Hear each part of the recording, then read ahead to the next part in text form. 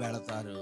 ఎక్కడున్నా నీవు నీతోటి వారిని, నీలాంటి వారినే దేవులాడుకుంటావు. అది సమాజం కావచ్చు, నువ్వు పని చేసే స్థలం కావచ్చు, నువ్వు ఉద్యోగం చేసే స్థలం కావచ్చు, మందిరం కావచ్చు, లేకపోతే నీ ప్యాట్లో కావచ్చు. నీ స్వభావం ఎలా ఉందో దానికి లింక్ అయ్యే వారినే చూసుకుంటావు.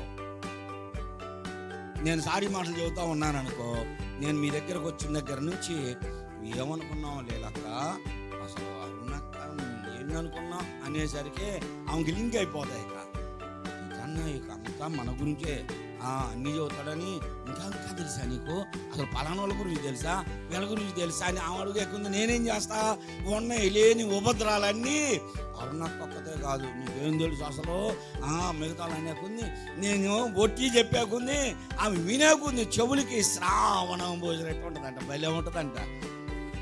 ఇతరుల గురించి వినాలంటే మనకి ఇంట్రెస్ట్ ఎక్కువను, మధురంగా ఉంటాయి. అదే సత్యాన్ని చెప్పండి, నిజాన్ని చెప్పండి, వాళ్ళకి కఠినంగా అనిపిస్తుంది.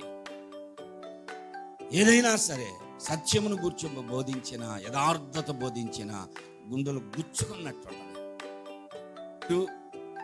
దేవుడు ఎందుకు మాట్లాడమన్నాడు, ఆయనతో మాట్లాడిచ్చాడు.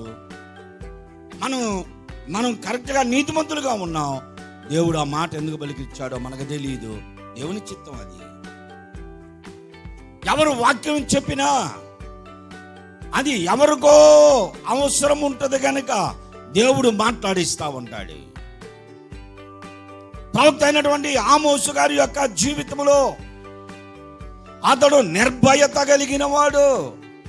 అంటే ఏదైనా ఖండించడానికి, ఏదైనా నిర్భయముగా ధైర్యముగా చెప్పడానికి గల కారణం ఏమిటంటే ఆయన ధైర్యము కలిగిన వాడంటే అతడు దేనిని గూర్చి కఠినంగా చెబుతున్నాడో అది అతడు పర్ఫెక్ట్గా ఉన్నాడు. దేవుని స్తోత్రం.